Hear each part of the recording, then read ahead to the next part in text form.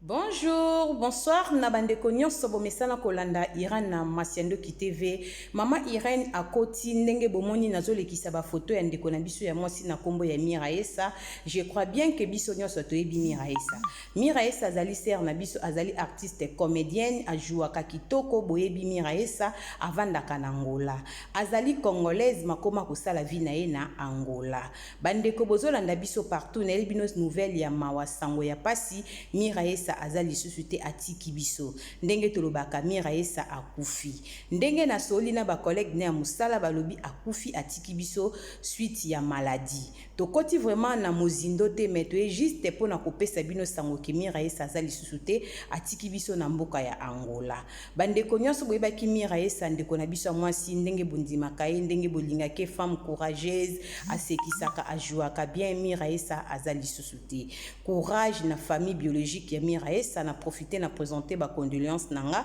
na famille biologique ya Miraesa pe na ba comédien nyonso ba collègue ya Miraesa nyonso partout bozali nzamba lola apesa bino makasi pe na ba fan nyonso ba obalingaka Miraesa na bino yeyo azali susute ndeko na biso ya mwasi akufi bongo na mboka ya Angola suite tokozwa après tokokota na ba détails peut-être après soki tozi vraiment makambango vraiment na sur na source ndenge tolobaka nde tokomeka kosolola parce que sango ekomi kalate epesi pasi tobengi bandeko na ye basalaka mosala moko balobi wi Miraesa uti kokufa atiki biso na mboka ya Angola suite ya maladie nzamba lola asimba mitema ya famille biologique ya Miraesa asimba bandeko nyonso bafani na ye nyonso ba collègue na ye nyonso ezali sango ya esengo te ya pasi bandeko nanga ezosala pasi tozobungisa bato ya minene na mboka na biso Miraesa azwaki temps ya kosala mosala na ye vraiment na kimia kolo esi masi ya kolo na pema yamba molima Miraesa pema na kimia